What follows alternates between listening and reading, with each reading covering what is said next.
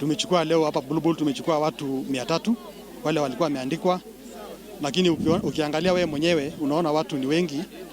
Watu wenye wamefika hapa ni zaidi ya watu 500. So tumeamua wale wenye wamefika 200 na maybe 50 hivi tutawaandika, tutawapatia kitu ya kwenda nyumbani kwa leo. Alafu mwezi ujao tunawapatia kazi, kwa sababu shughuli hii itakuwa inafanyika kila mwezi siku 2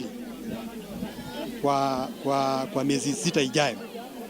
Kwa hivyo Bulbul watu 300, Ngong watu 300, na the entire Kajiado North itakuwa ni watu 1,500.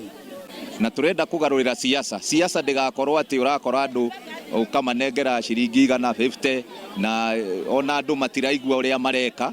Riu koguo ni ihinda ria kugarurira siasa ikorwo ya ku empower the youth, no ndigakorwo siasa ya gutuika ati ni handouts. Tunashinda tu jobless, tutire na wira, tutindaga mucie na twina ciana. Sisi ni young mothers, tuli drop out from school, so hatuna kitu ya kufanya, tuko tu loitering around.